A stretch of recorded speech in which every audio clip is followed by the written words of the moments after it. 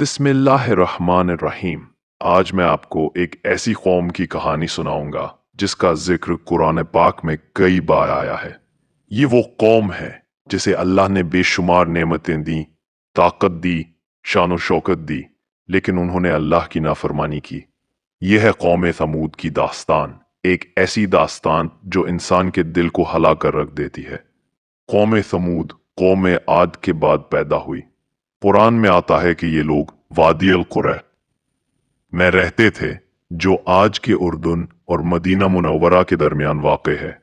یہ ایک سرسبز وادی تھی، پانی کی نہریں بہتی تھیں، کھیت لہلہاتے تھے اور باغوں میں طرح طرح کے پھل لگتے تھے۔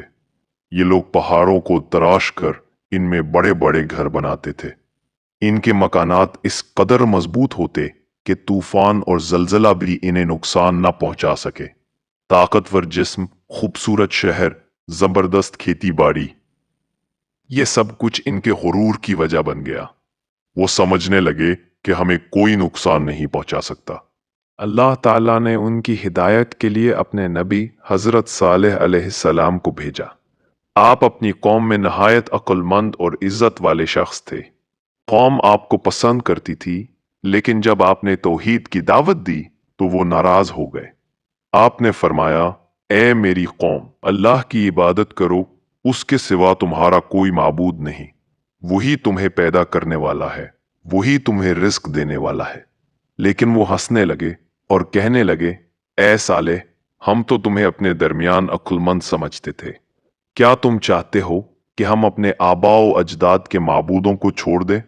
حضرت صالح علیہ السلام صبر کے ساتھ سمجھاتے رہے، دن رات بار بار پیغام دیتے رہے، مگر ان کے دل پتھر سے بھی زیادہ سخت ہو چکے تھے۔ جب وہ لوگ باز نہ آئے تو انہوں نے کہا، اگر تم سچے رسول ہو تو ہمارے لیے کوئی نشانی لے آؤ۔ انہوں نے شرط رکھی کہ پہاڑ سے ایک زندہ اونٹنی نکلے۔ اللہ نے اپنی قدرت سے معجزہ دکھایا۔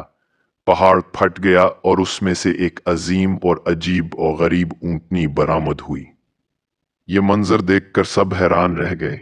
حضرت صالح علیہ السلام نے فرمایا، یہ اللہ کی اونٹنی ہے، یہ تمہارے لیے ایک نشانی ہے، اسے آزاد چھوڑ دو، اس کے ساتھ ظلم نہ کرنا، اور یاد رکھو یہ اللہ کی امانت ہے۔ ایک دن یہ پانی پیے گی اور دوسرے دن تمہارے جانور پانی پئیں گے۔ کچھ لوگ ڈر گئے اور ایمان لے آئے، لیکن زیادہ تر لوگ کہنے لگے، یہ تو جادو ہے۔ شروع میں وہ خاموش رہے، لیکن وقت کے ساتھ ساتھ ان کے دلوں میں حسد بڑھتا گیا۔ وہ کہتے، یہ اونٹنی ہمارے لیے مصیبت بن گئی ہے، ہر روز ایک نہر کا پانی پی جاتی ہے۔ چند سرکش لوگوں نے سازش کی۔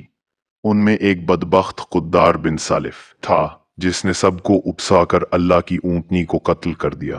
جیسے ہی انہوں نے یہ جرم کیا، زمین لرز اٹھی۔ حضرت صالح علیہ السلام نے انتہائی دکھ اور درد کے ساتھ کہا، تم نے بہت بڑا گناہ کر لیا ہے۔ اب تمہیں 3 دن کی مہلت ہے، پھر اللہ کا عذاب آئے گا۔ پہلے دن ان کے چہرے زرد ہو گئے، دوسرے دن وہ سرخ ہو گئے، تیسرے دن بالکل سیاہ پڑ گئے۔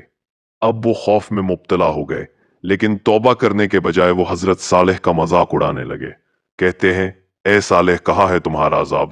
لے آؤ اسے۔ پھر آیا وہ دن جس کا وعدہ تھا۔ اچانک ایک زبردست چیخ آسمان سے آئی، زمین لرز اٹھی، پہاڑ گرجنے لگے، ہوا میں ایسی خوفناک آواز پھیلی کہ سب کے دل پھٹ گئے۔ قرآن کہتا ہے، تو انہیں ایک چیخ نے آ پکڑا، پھر وہ اپنے گھروں میں اوندھے پڑے رہ گئے۔ چند لمحوں میں پوری قوم ہلاک ہو گئی۔ جو محل کبھی شان و شوکت کی علامت تھے وہ ویران ہو گئے۔ جہاں کبھی زندگی اور خوشی تھی وہاں خاموشی اور اجاڑ پن چھا گیا۔ صرف حضرت صالح علیہ السلام اور چند ایمان والے بچے۔ حضرت صالح نے افسوس سے کہا، اے میری قوم، میں نے تمہیں اپنے رب کا پیغام پہنچایا، میں نے تمہاری خیر خواہی کی، لیکن تم نے خیر خواہوں کو پسند نہ کیا۔ قوم تھمود کی یہ کہانی ہمیں یہ سکھاتی ہے کہ اللہ کی نافرمانی کرنے والی قوم کتنی ہی طاقتور کیوں نہ ہو، آخر کار تباہ ہو جاتی ہے۔ یہ لوگ پہاڑ تراش کر گھر بنانے والے تھے، مگر ایک چیخ اور زلزلے نے انہیں مٹا دیا۔ یہ لوگ دولت اور طاقت پر غرور کرتے تھے، مگر اللہ کے ایک حکم نے ان کی شان کو خاک میں ملا دیا۔ آج ہمارے لیے یہی سبق ہے کہ دنیا کی طاقت اور دولت پر نہ گھمنڈ کریں۔ اصل کامیابی اللہ کی اطاعت میں ہے۔ اگر ہم بھی غرور، شرک اور نافرمانی میں ڈوب گئے تو انجام وہی ہوگا جو قوم تھمود کا ہوا۔ یہ ہے قوم تھمود کی کہانی، ایک دردناک داستان جو ہر انسان کو سوچنے پر مجبور کر دیتی